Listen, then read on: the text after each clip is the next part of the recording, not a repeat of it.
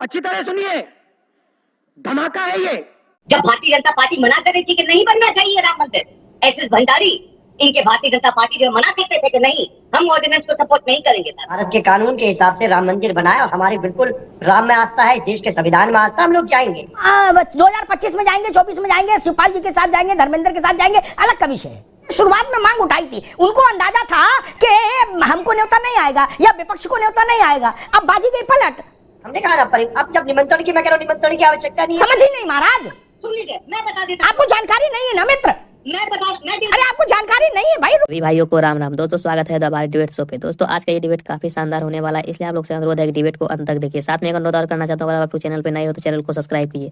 दोस्तों आज का इस डिबेट में कांग्रेस के प्रवक्ता बोल रहे थे कि राम मंदिर कांग्रेस का देन है और कांग्रेस ने ताला खुलवाया है। इस पे अभिनेता अग्निहोत्री सर ने किस तरह से कांग्रेस की क्लास लगाई है, सो आप लोग डिबेट को खुद से ही देखें। चलिए शुरू करते हैं। उसके बाद परिवार सहित माननीय अखिलेश जी, माननीय डिम्पल जी, माननीय शिवपाल जी, सब लोग दर्शन करेंगे। इस भारत के कण कण में भगवान श्री राम है और निश्चित तौर पे राम पे आस्था है सबकी और सब लोग अपने आस्था जोशी जी, मैंने ये प्रश्न नहीं पूछा, मैंने निवेदन, फिर तो 50 करोड़ लोग दर्शन करेंगे जाके 6 महीने के भीतर, ठीक है ना। वो एस्टिमेट है, मसला वो नहीं। मसला ये कि सपा भी लगातार कह रही थी कि भाजपा कौन होती है। अखिलेश जी ने कहा था भाजपा कौन होती है न्योता देने वाली।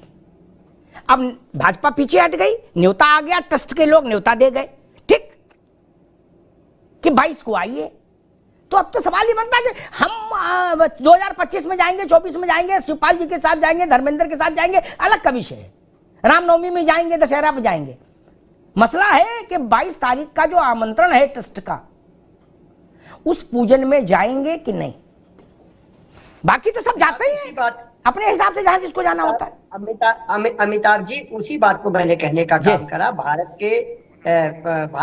के जो संविधान है, भारत के कानून के हिसाब से राम मंदिर बनाया और हमारी बिल्कुल राम में आस्था है, इस देश के संविधान में आस्था, हम लोग जाएंगे। अच्छा, हमको सिखा रिया है यही तो समाजवादी पार्टी 22 भैया जोशी जी, गोल गोल नहीं घुमाओ महाराज, आप तो योग्य आदमी हो। 22 को जाओगे कि नहीं जाएगी पार्टी की नहीं, उतनी सी बात। चूंकि अखिलेश जी ने शुरुआत में मांग उठाई थी, उनको अंदाजा था कि हमको न्योता नहीं आएगा या विपक्ष को न्योता नहीं आएगा। अब बाजी गई पलट, न्योता आ गए थोक में, तो अब तो बताना पड़ेगा ना। नहीं अमिताभ जी, इसमें हमारे लिए तो कोई बाजी का विषय नहीं है। आप पत्रकार है, बड़े पत्रकार है, आपके लिए विषय हो सकता है बाजी का, हमारी कोई बाजी नहीं है। राम के मंदिर में कोई बाजी नहीं है, ये आस्था का प्रश्न है पूरा। हमने कहा ना, अब जब निमंत्रण की, मैं कह रहा हूँ निमंत्रण की आवश्यकता नहीं है। छूट पे छूट बोलती जाइए हम सारे नहीं। जोशी जी, मैं एक यहाँ थोड़ा करेक्ट कर दूं, फिर सैफ खान के पास जाऊंगा, उनकी तकनीकी समस्या दूर हो गई।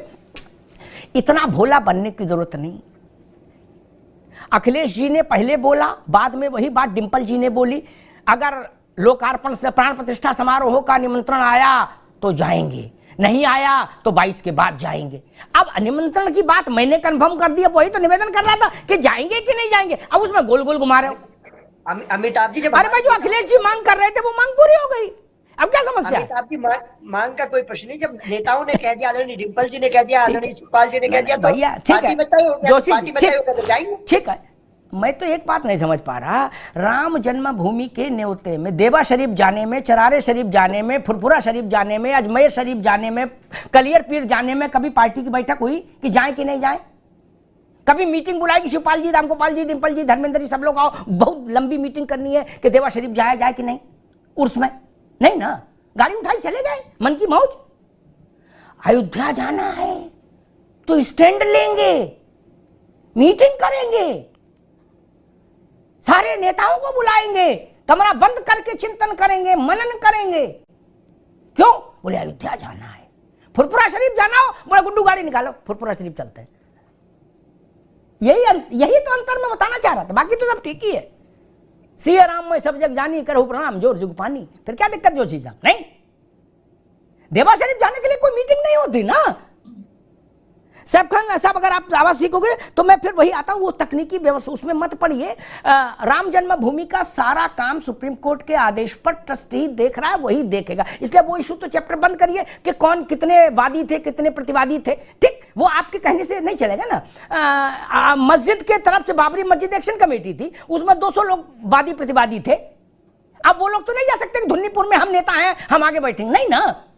आप रहे होंगे वादी प्रतिवादी, एक ट्रस्ट बन गया, वो ट्रस्ट फैसला करेगा कि वहां सीमेंट लगेगा कि रोड़ी बदरपुर लगेगी।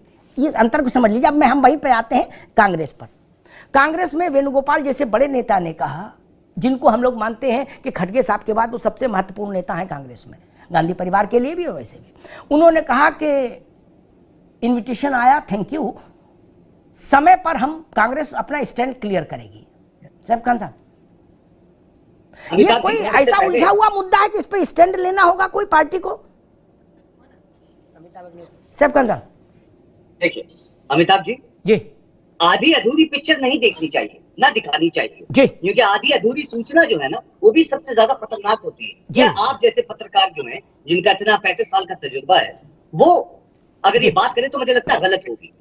और मैंने जो ये बात की थी, जिसकी आप ये ट्रस्ट की बात कर रहे हैं, वो ट्रस्ट भी इसलिए बनाया गया था क्योंकि निर्मोही अखाड़ा जो है सुप्रीम कोर्ट में कोशिशें कर रहा था, ठीक है ना, जो जिसका मैंने बताया कि वही ये बताते हैं कि आरएस और बीजेपी। अरे भाई, यहाँ निर्मोही अखाड़ा का मसला कहाँ है मेरे भाई?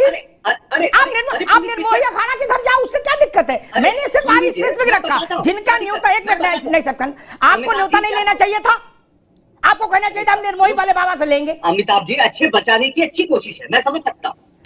मुझे लगता है कि आप जो है अभी भारतीय जनता पार्टी को बचाना चाह रहे हैं और दर्शक भी यही समझेंगे, नहीं तो मुझे पूरा मौका दीजिए बोलने का। पहली चीज जो है, अभी कैट की रिपोर्ट में भी आया था कि 20 करोड़ का जो है भारतीय जनता पार्टी ने जो है घोटाला किया है, कॉन्ट्रैक्टर्स को जो है पैसा देके जो है, और जिन्होंने कोई काम नहीं किया।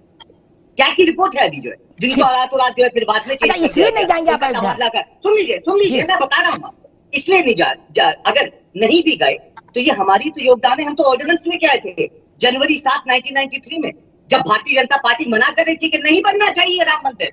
एसएस भंडारी, इनके भारतीय जनता पार्टी जो है मना करते थे कि नहीं, हम ऑर्डिनेंस को सपोर्ट नहीं करेंगे, नहीं बनना चाहिए अयोध्या। तब से लेके अब तक जो ठीक है सैफ खान साहब, सुप्रीम कोर्ट में विचारा ठीक, सैफ खान साहब आपको रोकेंगे। और यही नहीं, सुनिए तो ना रुक जाओ, आपकी जानकारी भाई पता नहीं कहाँ से आती है, मैं उनको प्रणाम करूंगा आपकी जानकारियों को। सैफ खान साहब अभी रुकना भाई, अमिताभ जी सुनिए, आपकी जानकारियों को मैं प्रणाम करूंगा। कांग्रेस में नरसिंह राव ऐसा कौन सा ऑर्डिनेंस लेके आए जिसमें लिखा गया अयोध्या मंदिर बने? कैसे जानकारी करते हो महाराज? केदारनाथ में 230 किलो सोना जो है, ठीक, रोक दीजिए, घोटाला किया सरकार ने। ठीक है, अब मैं मुफ्ती ओसामा नकवी के पास चलूंगा, लेकिन मैं कांग्रेस को एक बात और कहूंगा, उनको ये जानकारी सही रखनी चाहिए। देश में कभी कोई ऐसा, मेरे शब्दों को ध्यान से सुनिए, ठीक, देश में कभी कोई, और चैलेंज कर रहा हूं, देश में कभी कोई ऐसा ऑर्डिनेंस नहीं आया, ना जवाहरलाल के समय से लेकर आज तक। ना अभी नहीं आवाज आएगी अयोध्या एक्ट। ना, अरे आपको समझ ही नहीं महाराज, सुन लीजिए, मैं बता देता हूं, आपको जानकारी नहीं है ना मित्र, अरे आपको जानकारी नहीं है भाई, रुक जाओ।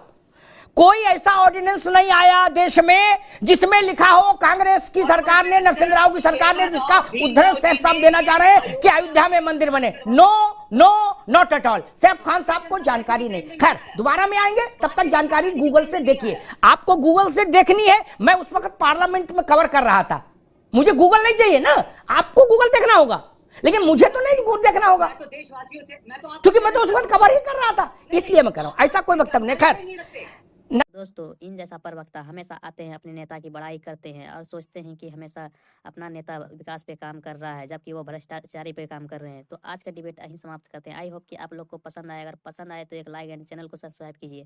साथ में आप लोग कमेंट बॉक्स में अपना राय जरूर बताएं। चलिए मिलते हैं कोई नेक्स्ट डिबेट में, तब तक के लिए जय हिंद, जय भारत, वंदे मातरम।